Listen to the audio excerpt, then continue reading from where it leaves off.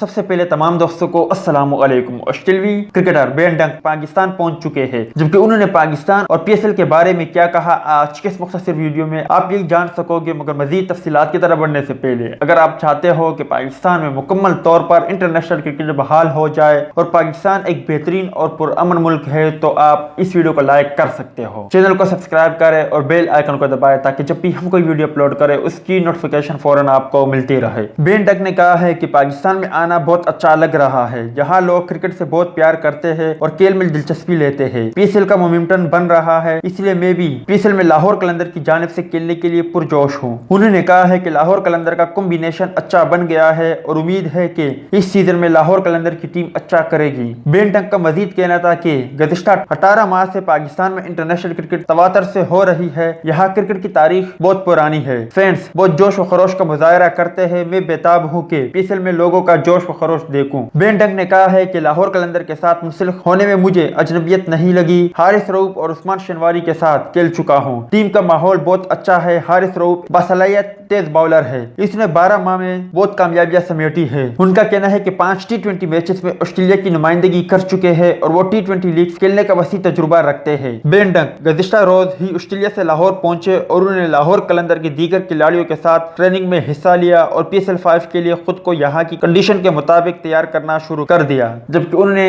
آخری پیغام جاری کرتے ہوئے کہا کہ مجھے معلوم نہیں تھا کہ پاکستان میں مجھے اتنا پیار ملے گا، اب میں جان گیا ہوں کہ پاکستان ایک محفوظ ملک ہے اور پاکستانی لوگ کرکٹر سے محبت کرنے والے لوگ ہیں، یہ دورہ مجھے ہمیشہ یاد رہے گا۔ تو دوست یہ تھی بین ڈنک اور پاکستان سپر لیگ کے حوالے سے کچھ اپڈیٹ، امید کرتا ہوں آپ کو پسند آئی ہوگی۔ اس اپڈیٹ کے متعلق اپنی رائے کا اظہار کمنٹس باکس میں ضرور دیں۔